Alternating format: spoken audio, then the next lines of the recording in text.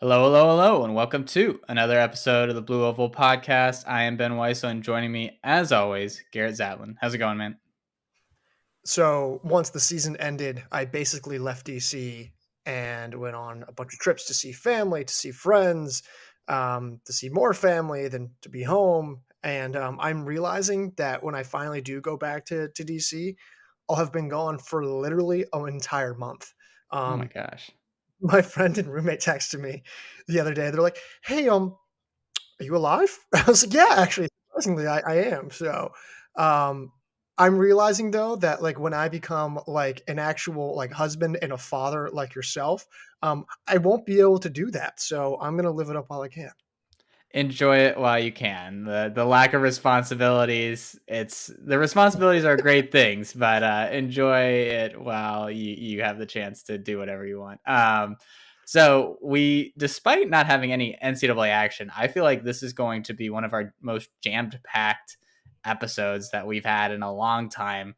There's USA's going on. We're seeing a lot of collegiates there. We've seen a lot of transfer news come through, a lot of pro news come through. So we're going to try to fly through everything as quickly as we can because we got a ton going on.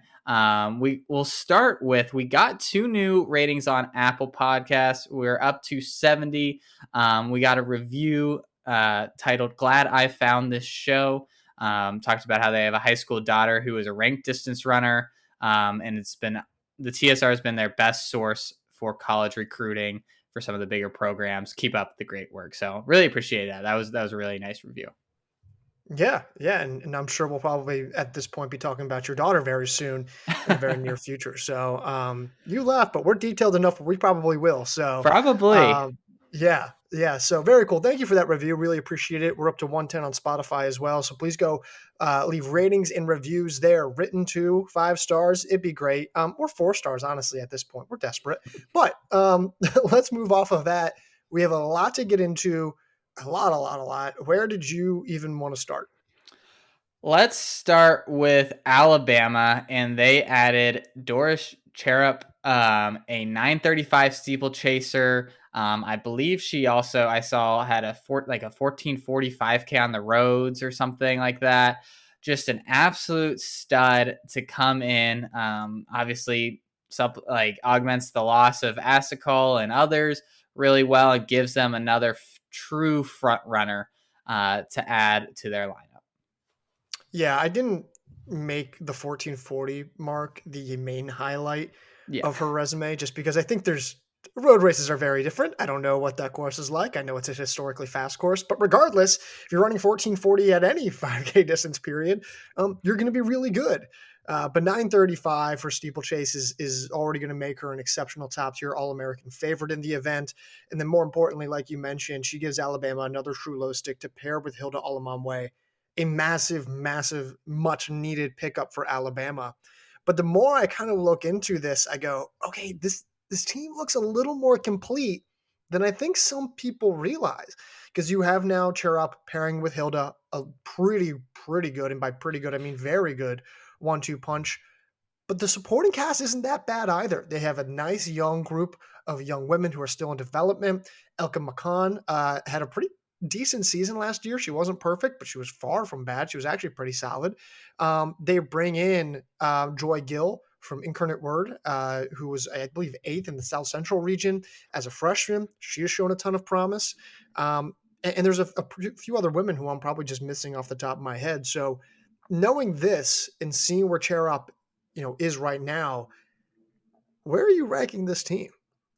I don't know, and I haven't taken a deep dive, but I mean, they've had so much flux, obviously, with Chalanga being out of eligibility, Escol moving on to Florida. It's hard to, you would think that they would be down to the bare bones at this point, but with this addition and, like you said, a decent supporting cast behind them, I think they have a shot at being in our top 25, but I would have to look further to feel more comfortable. That top duo, I think, is as good as you're going to get in the country. I mean, they're going to be. It's going to be hard. It's hard to say how Cherop's going to translate immediately to the grass, but I mean that could be 2 top 10 names right there. Yeah, and I think it's very fair to say that like they're probably top 10. And then I think you're kind of looking at everyone else. It's like I don't think Joy Gill or Elkin McCon are going to be that bad. I think they're actually going to be Yeah. pretty solid. Like I'm actually very high on Joy Gill. And depending on how you feel about certain women returning and improving, I think they're a top 25 team. In fact, I would even question if they're like closer around the 20 range. I think we're a little undervaluing some of their back end runners when paired with this new 1-2 punch. Granted, that said, the depth is still a massive concern. You got to Yeah. find, I think, more of a fifth, sixth, seventh. I don't really know who those are. You're banking on a lot to happen. We don't know how much better Gill is going to be, and especially how she'll translate in the SEC. We don't know how Cherop is going to come over to the NCAA. We don't know if McConn's going to improve at all. There's questions about this team, significant questions, but at the same time, I'm pleasantly surprised by by how decent this team is. Like I'm like, okay, this is actually a little bit better than what I maybe thought they were going to be a month earlier. Yeah, I mean, I think Gill is a big pickup, but I think it's a big difference when you have those question marks on the back end when you have three front runners. And now Yep. that they have those two, it really, the margin for error is very small. And you need those like few names that you feel good about to really come through and be like at least top 100 names con NCAAs this fall. So yeah, it'll be interesting. I think the SEC certainly got a lot more competitive, which will be that much more fun to watch.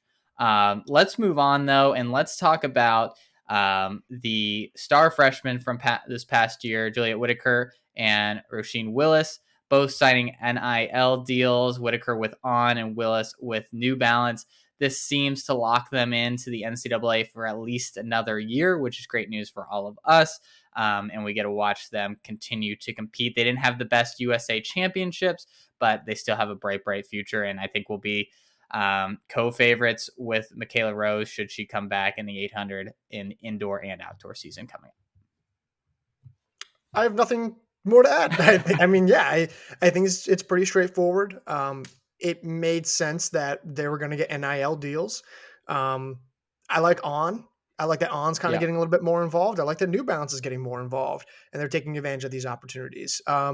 So yeah, I think it's I think it's great. But mainly the value in this is that they're going to probably be back for another year, and we're the biggest winners of that because then we get more Yep. to talk about, more to highlight. And so thank you to New Balance and thank you to On. We appreciate you for giving us more traffic. That's it. And it's a win-win for both sides. Like the athletes get paid during this year, and then these companies you would think have the inside track on that for them if they want to turn pro right before the Olympic year. Like before, Yep. like it works out perfectly. I think it's very smart for both parties. All right, let's transition to we have a whole lot of transfer news, and let's start with Ericka VanderLende headed from Michigan to Notre Dame. She has 1 full year of eligibility. I feel old thinking that she only has 1 year of eligibility left now because I remember us talking about her as a star freshman.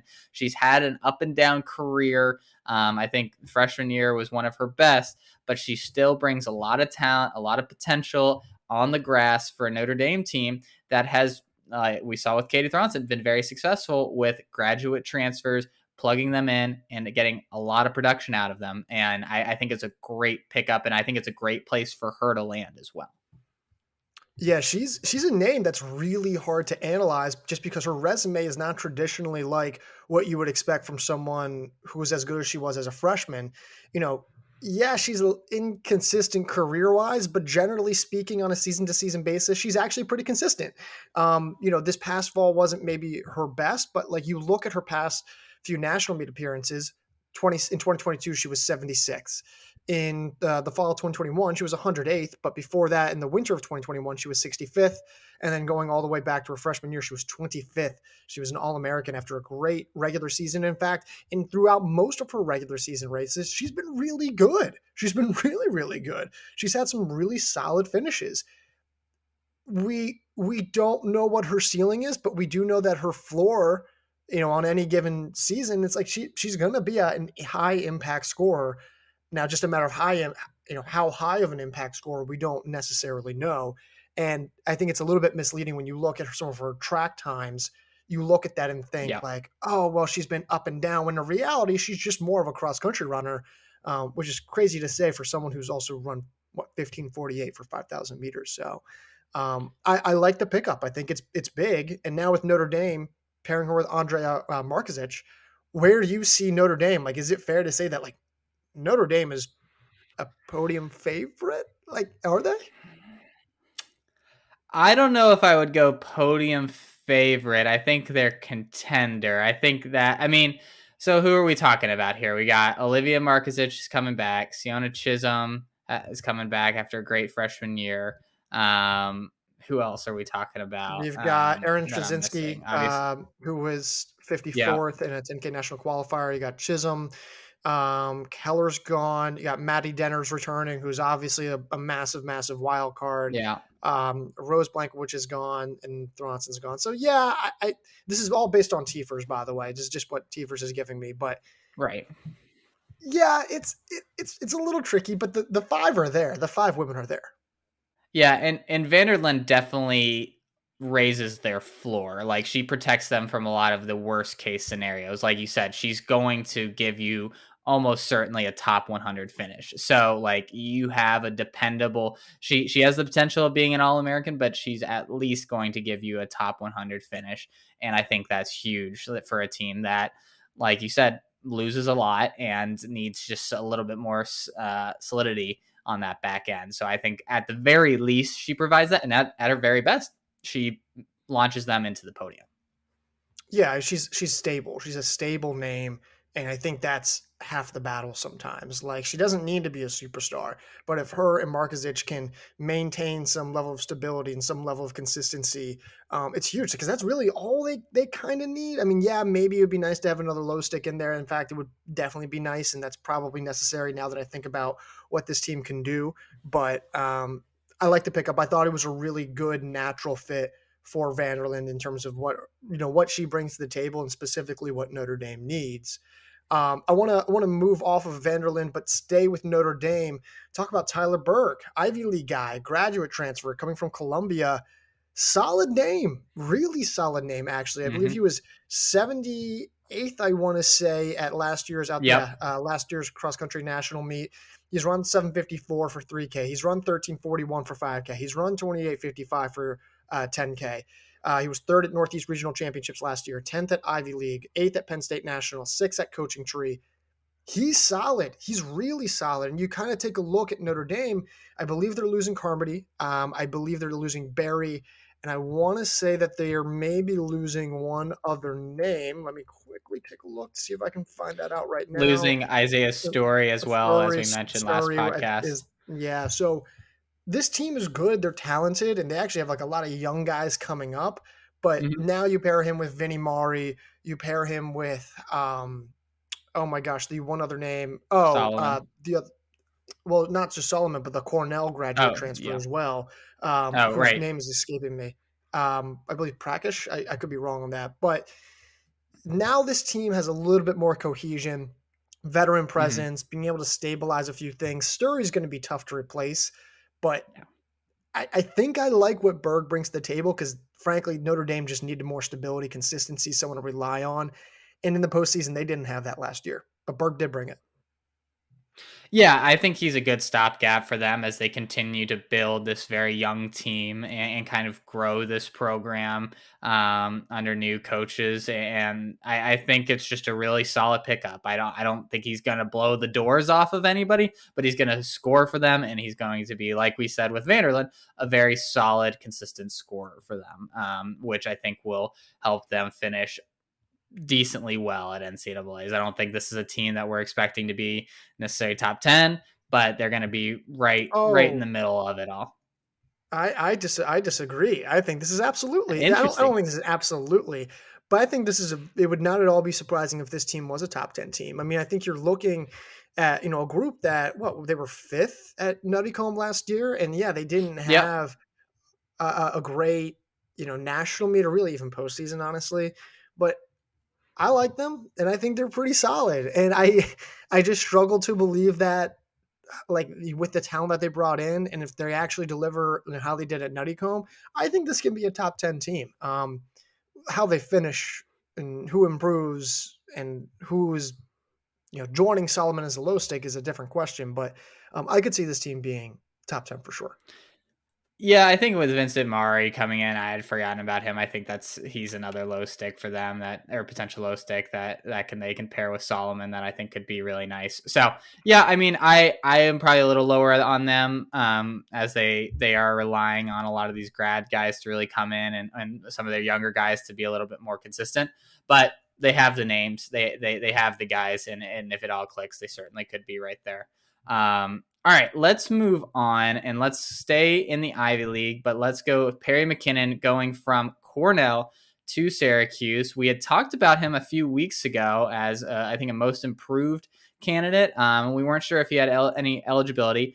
He does have 1 full year and is going to be using that at Syracuse, which is a huge pickup for a Syracuse program who has been like wandering around a little bit. I think would be fair. They finished 12th last year, but are losing a lot of their top guys. They still bring back Nathan Lawler, but this is a huge and much needed pickup for this Syracuse team. I agree. It's really needed because I like Lawler. Like I think I see him as a low stick for this team. Maybe even an All-American contender. Yep. But they lose their 2, 3, 4 from that national meet lineup, which is Paul O'Donnell. They lose Noah Carey. They lose Nathan Henderson. That's a brutal, brutal blow. The good news is that you bring back Lawler. I think Sam Lawler is going to be, his brother's going to be a lot better. I think Asaf Harari, Asaf Harari, who was actually 1 spot ahead of Perry Mackinnon, 123rd to 124th at last year's cross country national meet. I think Mackinnon also hasn't been able to translate his breakout season lately, where he's run 13:33 for 5,000 meters and 28:33 Yep. for 10,000 meters. He hasn't been able to translate that over to the grass, and so I think Syracuse still has like a nucleus. You bring in Kevin Robertson, who had a breakout season in the Mm-hmm. steeplechase, which is huge. I see Syracuse having a cohesive lineup, even with those 3 guys gone. It's going to be a little pieced together. I have questions as to how they'll emulate last year's success, but I see the core, and I see that core now only because they have Perry Mackinnon. Yeah, and I think that's one of the reasons why we considered him a most improved candidate, is because he hadn't done it on the grass and hadn't really shown these track times. So you hope that improvement and fitness translates to the grass. Maybe it's not 100% translatable, but it still should be an improvement on what he did last fall. I think you can say the same thing about Robertson. So I agree. I think this is a very solid unit, and one now that they have Mackinnon is, I feel like, a much more consistent, bankable team to make nationals and to be competitive. Yeah. Yeah, I'd agree. I think this is an interesting team, though. I would say we monitor them and just figure out. Um, I just don't know how we're going to rank them. So I would say keep an eye on them as we It's craft going our to be preseason hard. rankings.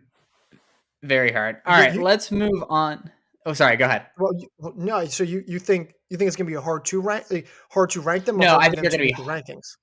I think it's going to be hard to determine where they land. I think they should probably be ranked. I'm thinking about that. We haven't really They gone should. through the No, they should. preliminary top 25, but I think they should be.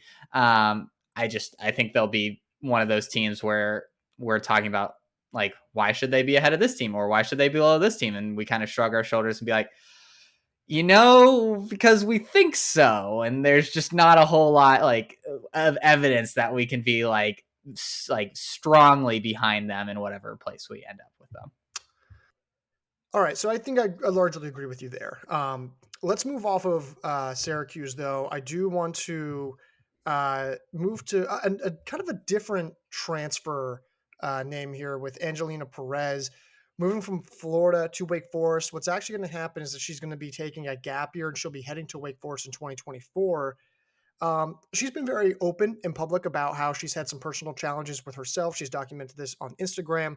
I believe she was at Florida briefly earlier in 2022 in the fall, and then stepped away from the program. And then she's just working on her own health since then. But for those of you who aren't aware, just a juggernaut star in high school. I mean, sub 10 over 32 and over 2 miles pretty convincingly. Second at East Bay only to Natalie Cook. 16:44, I want to say, over 5,000 meters. I mean, Yep. you want to talk about someone who we were like, hey, she could be top 50 kind of good as a freshman. She's a big time name. Now, while recognizing the importance of an athlete's overall health, I think it's actually a really good logistical, mutual split as well. I think the logistics behind this of Perez now gets to go to a Wake Forest program that I think kind of needs a little bit of her firepower, while Florida can now kind of consolidate some investment into some of the transfers that they've already been able to bring in, and kind of immediately go after that win now mode. What were your thoughts when you saw that Perez was heading to Wake Forest? Pretty much what you said, where the timelines for each of these programs, it lines up exactly with her decision. Wake Forest can be more patient, wait for her to come in the fall of 2024, and she's like essentially a freshman coming in with a ton of eligibility, and she can be that star front runner for them potentially in the future. I mean, it's she's a lot more of a wild card, I think, than in terms of what we can expect from her performance than when she came out of high school, but she still has that talent, still has that potential of being one of the best in the NCAA. And then for Florida, like you said, I mean they're in win now mode. This coming year, they're putting all their the money in right now, and I think it makes a lot of sense for them to push forward to make more win now moves rather than waiting for a development of someone who could be potentially better than a lot of the people that they maybe have on their roster now, but they just can't afford to wait. Yeah, yeah, and you know, and not that we have any inside track on the Florida program other than maybe just some eligibility things, but I don't. I also don't think Florida was like, oh, we're happy to lose you. Like I don't think No. that's at all the case. And I know that's not what you're suggesting, but just in terms of logistical like Yeah. aspects, it actually seems like a pretty good mutual split from both sides. I think it makes sense. I'm excited for Perez. I think Wake Forest is like a really so just a nice fit for, like you said, what their timeline is. I'm really hoping she gets back because I was the one who was like, can we fit her into the rankings? Can we do it? Can we do it last summer? She didn't make it in, just as much as I wanted her to be in. But yeah, I'm excited to see what she does there. I'm going to move off of her. I'm going to go to Cruz Gomez. We're going to go he's going to go from Texas to Ole Miss. Love this pairing. I think it's huge. He's a 149, 339 guy, 357 miler as well. He fits the middle distance ethos of an Ole Miss program that's losing a lot of middle distance veterans, but he has a history specifically in the fall of 2021 as like a pretty key scorer. And oh, by the way, we were able to confirm Cole Bullock is coming back, which is huge. So you had Gomez in there, you had Bullock in there, Jack Meiser, you bring in Toby Gillen. Where are you at with Ole Miss? I mean, they're going to be right up there for the SEC. Like I'm trying to think of like frankly who I would have above them. I think Alabama is there, Arkansas, like Tennessee, now that they don't have Jacobs, I have a hard time putting them above them. I mean, it's going to Really? be competitive. Like, I don't know. I don't know how to feel about Tennessee. They were very good last year. They bring in I think some good depth pieces.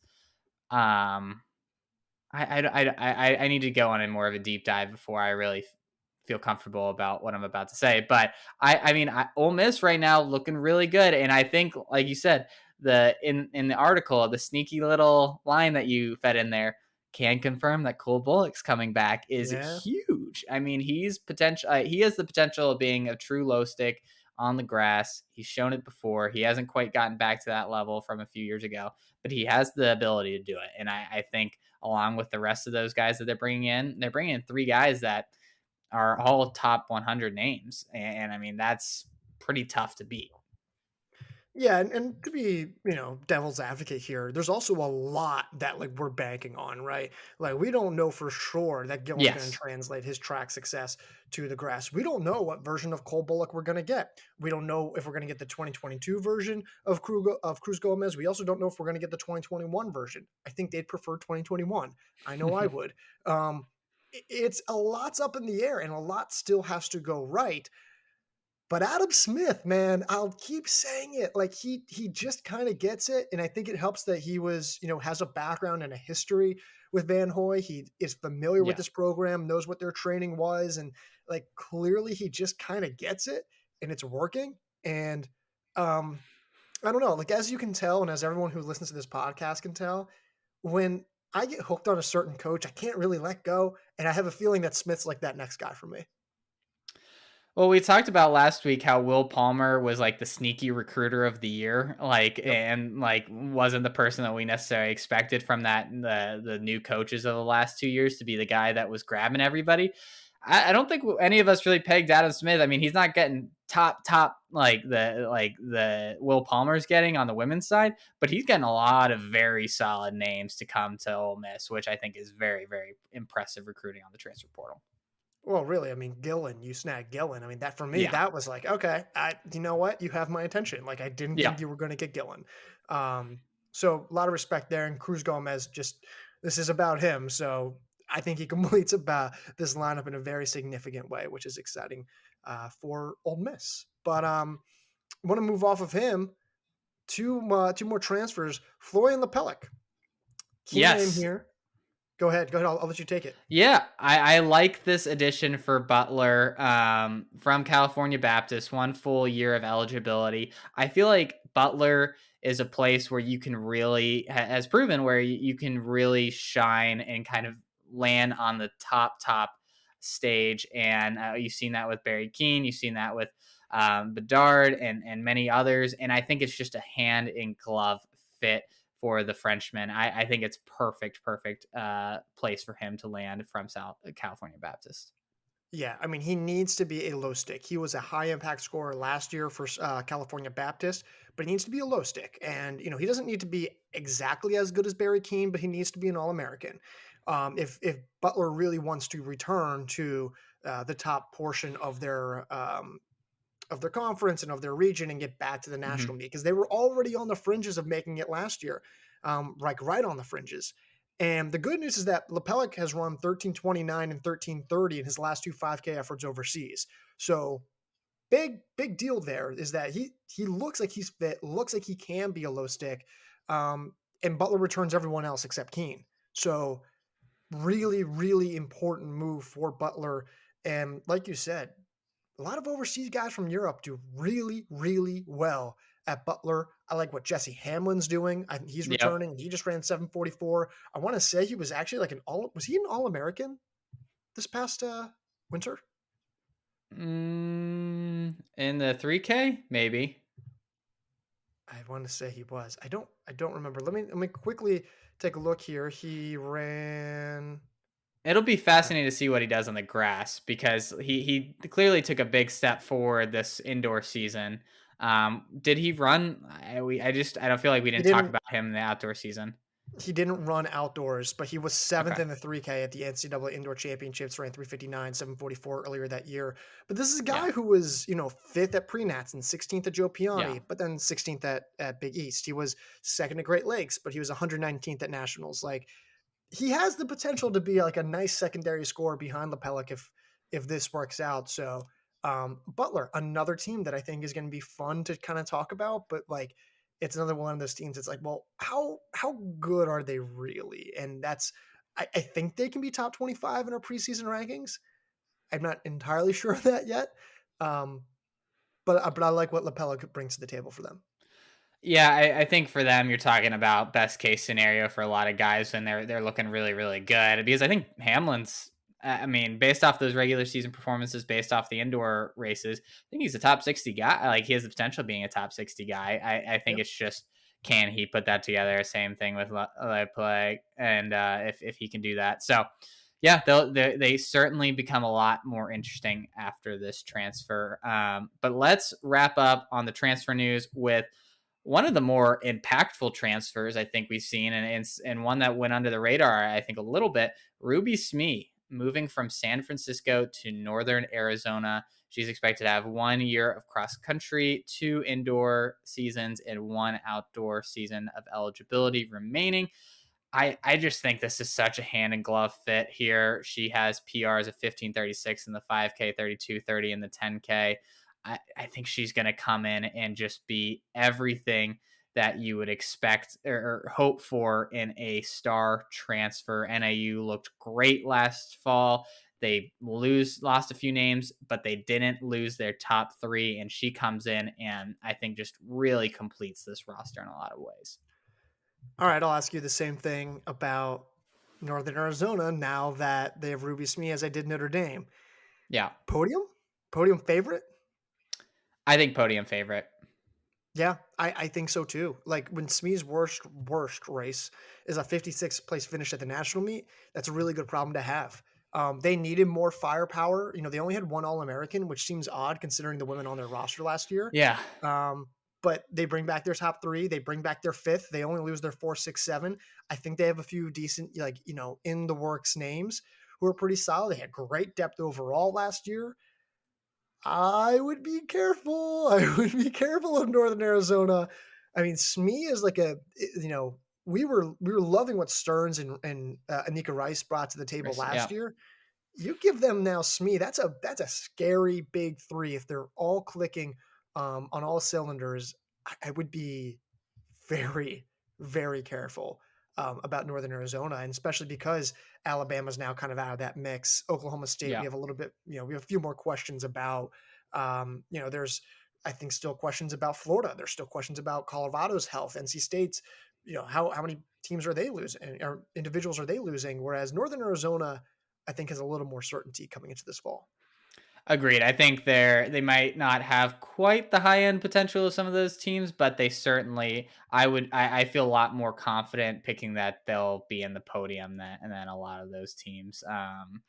And yeah, I mean, they should have three top 30 women, I think, next year. Like, I don't think that's unrealistic. And then you look at the rest of their lineup, they have enough women there that you feel confident about them putting together good enough performances to round out that top five. So a huge pickup for them. And yeah, I'm really excited to look at the women's team's top, like that top Yeah, five, top 10, how we're going to do that. I think that's going to have a lot of arguments because I think there's a very good case for a lot of these teams being like 2 or 3 or 4 or 5. And like, it very much will depend on like, what's your risk tolerance for injuries? What do you value in terms of consistency, top end scoring, high floor, high ceiling? Like, I don't think there's a lot of wrong answers there for a lot of these teams, but it's going to be very interesting on how we decide to end up with those rankings.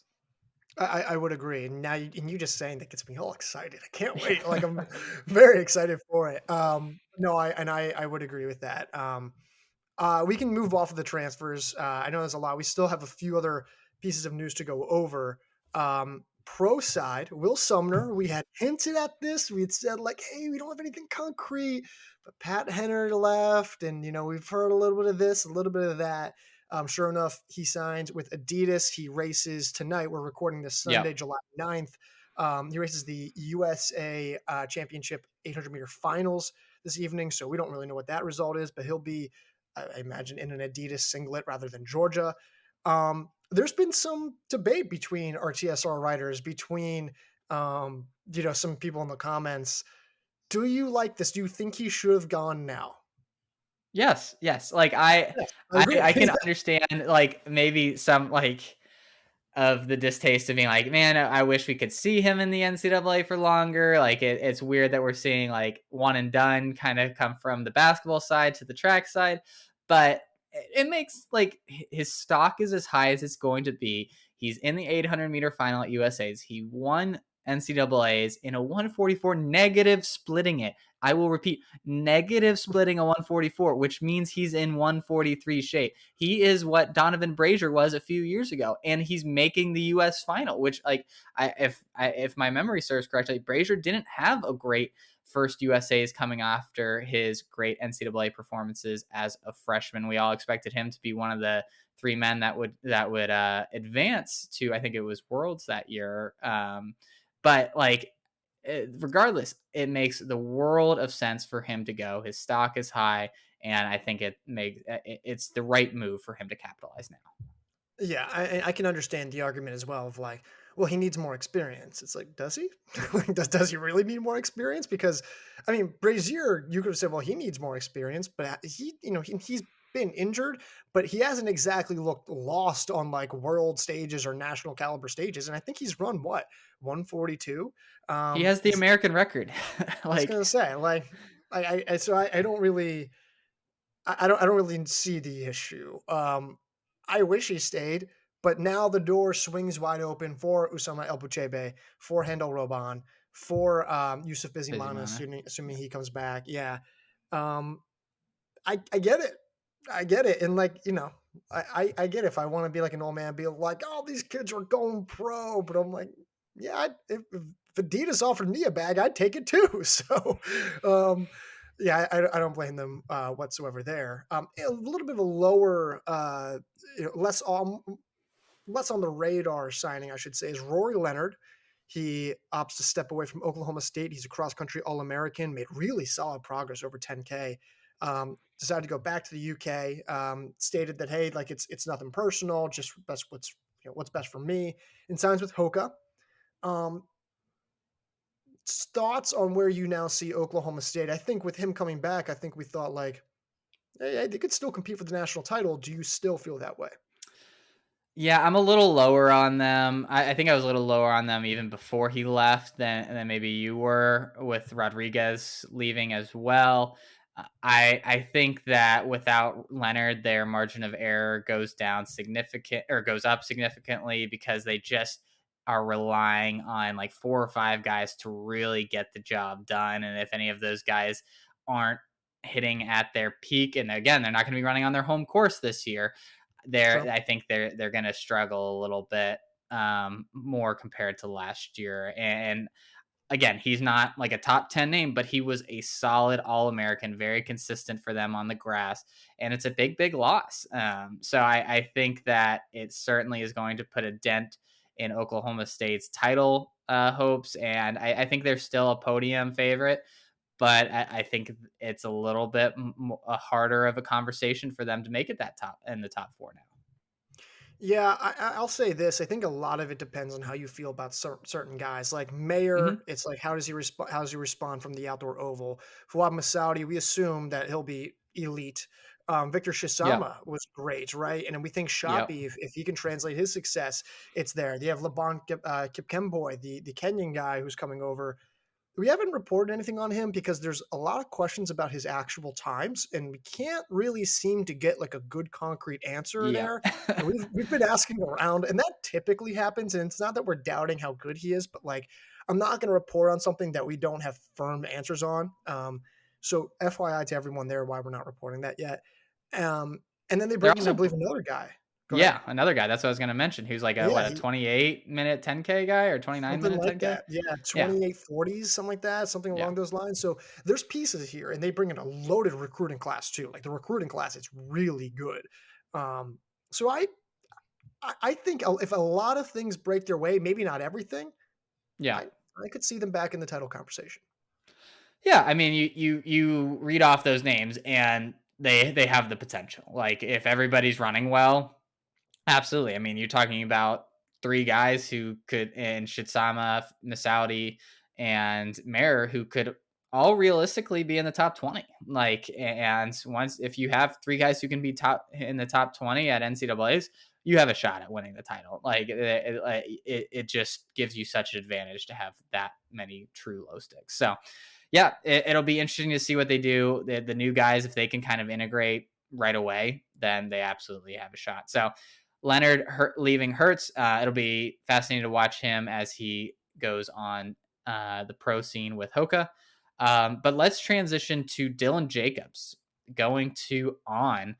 Big news here. We had speculated that he might turn pro. He did have what? Did he have a full year of eligibility or did he just have cross I country? want to I say can't he remember. just had cross. I know he at least had cross, but I Yeah. don't know that for sure. So big loss for Tennessee. But this kind of move made a lot of sense for Jacobs. He didn't have the NCAA championships during the outdoor season that we maybe expected, but coming off his indoor season, the times that he ran during the outdoor season, that it just seemed like it was time. I think that his stock was pretty high. He could have maybe raised it a little bit more with an NCAA title in the fall. but I think he made probably a smart move leaving now. Yeah, not surprising. Not surprising at all. I think now the question with Tennessee though is like, okay, you have Abdallah, and that's solid. Yep. Um, and they bring in like they have a monster recruiting class. They bring in these international names, and there are a lot of young guys and a few graduate transfers. Like ironically, last year the question was, okay, you have great firepower, but do you have great Yeah. depth? This year, it's like I actually feel really confident in their depth. They even return a handful of great names. Who's going to help Yassine Abdallah? Yeah. And that's ultimately the question where I'm like, okay, well, and you're in the SEC and you have to face, Ole Miss. If Cole Bullock is firing on cylinders, then they have to face Gillen and Bullock. You have the Alabama trio, right? Arkansas has Kiprop and Yago now. So you got to find some counter there to the firepower, because that, as I think we saw last year, if you're not matching some of the firepower, then the depth can only do so much, depending on the field and depending on what race we're in. So um, I think we knew this could come, but I don't think we have any more answers than we did when the speculation first started. Yeah, yeah, and talking about the SECs, like that top 10 is going to fill up real quick. And if Yep. Tennessee only has one guy, when the other three schools around them have two, maybe three guys in that top 10, that's quite the deficit to be starting at. And I mean, like I agree. I think they're going to have a lot of depth. I think they could run like 10 to 12 guys deep in terms of guys who could be in that top seven week in and week out. But I think in a year or two, they're gonna be guys that are top 100 names potentially, but I just don't know how many top 100 names they have besides Abdallah at this point. We'll move off of that. I don't want to, I want to save that discussion more for the ranking Yeah, side when we get to that later this summer. A few other quick signings, less of a surprise. Duncan Hamilton to Nike Barman Track Club, Kaylee DeLay and Anna Gibson to Brooks, Melissa Tanaka to Osceola, and Abby Goldstein to Under Armour. Real quick, what was your favorite signing of that group? I liked Hamilton to Bowerman. I think he's a perfect like transition for Bowerman. At like they've tried McGordy in the steeple. They've been trying to find that next Evan Jager, and I think he just fits that mold so well. And I think it's a great move for him and Bowerman. I would agree there. I think it's a natural fit. You get a successor to Jagger. It's a great spot for him. I like Abby Goldstein as well. I'm a little biased. Yeah. I'm a Pennsylvania native, but I like that she came back to East Coast. Under Armour Baltimore Distance Group is slowly building something like really solid there. And Goldstein, I've always been a big fan of her in terms of like her tactics and what she brings to the firepower there. I thought it was a really nice fit, and I think she's going to pair really nicely there with a group that is slowly improving. Um, so yeah, I like that signing as well. Speaking of names that maybe could go pro, especially after how they performed at the USA Outdoor Championships so far this weekend. Quick notes here: Wascom finishes second overall in the 1500 meter finals at the USA Outdoor Championships behind Yarno Goose beats Cole Hawker. Um, he's he has to get the standard first, right? So I was reading from Let's Run today, and it looks like Let's after run this board. Let's run article. article, Okay. Okay. article, yes, I should specify Okay. that he with this performance he should get bumped into the top 56 for the world rankings, which should qualify him. That's I think a little speculative, but I think he should be good to go there in terms of making the team. I think there was also a nugget in there that during an interview he did mention that he does want to come back next year. So it seems like maybe that'll change. Obviously, making a world championship team, he's going to get offers that maybe he didn't expect. But it does seem like he's leaning towards coming back. But still, crazy good performance. He ran such a smart race. He went ahead of Naguse. Looked like he was going to win for a second at 200 to go, and then at 150. But then hung on even after Naguse passed him. It was a spectacular race. He was super smart throughout the entire time, and just looked like every bit of the best 1500-meter runner that the NCAA could offer, really, at most complete, I would say. In addition to great performances, steeplechase men and women were awesome. Women throughout the board, but Markovic runs 9:17 to finish fourth. Um, what an incredible time! She's just dropped all of this time. I question with a time like that. I'm like, are you're coming back, right? Like, are you sure Yeah. you're coming back? And then same thing with Kenneth Brooks, BYU. He he falls He over a hurdle. fell. He fell. He just doesn't jump. He just doesn't jump over the hurdle and still wins it in 8:16. I would be surprised if he passed up an offer. I it's just kind of hard to believe if he would. Maybe he doesn't. Maybe he comes back. Um, just general thoughts on both of those performances. Ed Eyestone said, I think afterwards, that he thinks Rooks is in sub 8:10 shape. So if you think that and you just made a world's team running a PR in a race that you fell in, I think he's going to run very, very well at Worlds, and I think we're not going to see him back in NCAAs. Real quick though, he doesn't have the time though, but we believe his world ranking will get him. Yes, in. yeah. I think the rankings for him and the rest of the group, I think they'll all make it. So Okay. he was only 1 second off the standard as well, so he's right there. Right. Yeah. Okay. Well, that I kind of agree. Like, I kind of look at that. I'm like, I don't know how he comes back. I don't know why he would want to come back. I get it. He can Maybe he stay. helps the team. Go Yeah, he ahead. could stay in Bravo, train with Mance and like the rest of the group, and just be pro. Like his life's really not going to change that much. Like he can just focus more on the steeplechase and making money. Like I think it makes the world a world of sense to go pro, and I Who think should he'll sign be him? getting some good offers. Ooh, that's a good question. I think On makes sense, I actually. They thought don't so really too. have a steeplechase star. They're trying to make Well, they have Beamish into Beamish. one, but he's not like as far as from the US side. Like I think that makes a lot, because they've been very careful about which US guys they're picking and trying to spread them out and like not have Mhm. them compete for spots.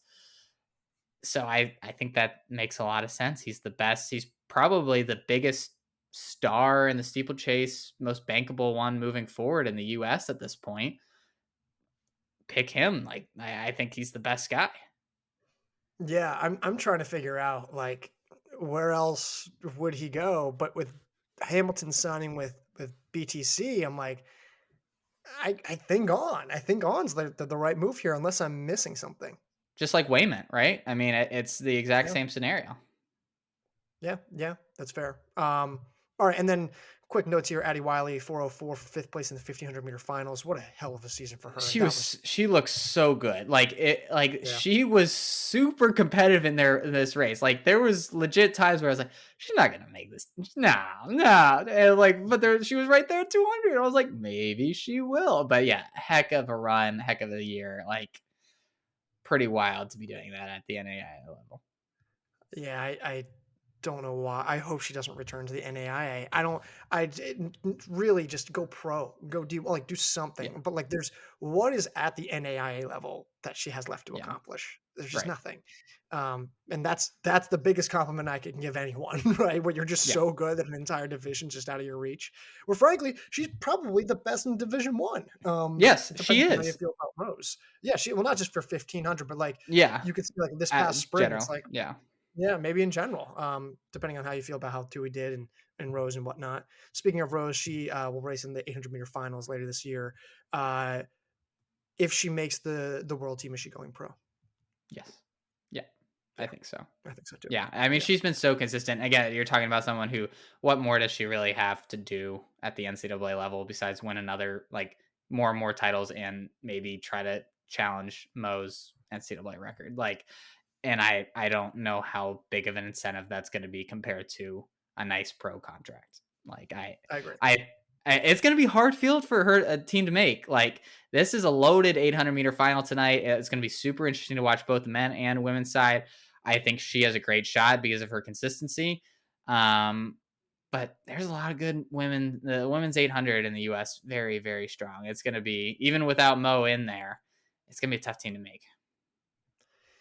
Um, that's our talk for USA championships. I try to keep my brain to collegiate side, which is I guess this largely is, but um, after NCAA's, my brain kind of shuts down from a lot of this. So really, I should deserve a pat on the back for really trying to get some analysis out of that. But um, this was awesome, Ben. Nice job. You kept us moving. You kept everything going.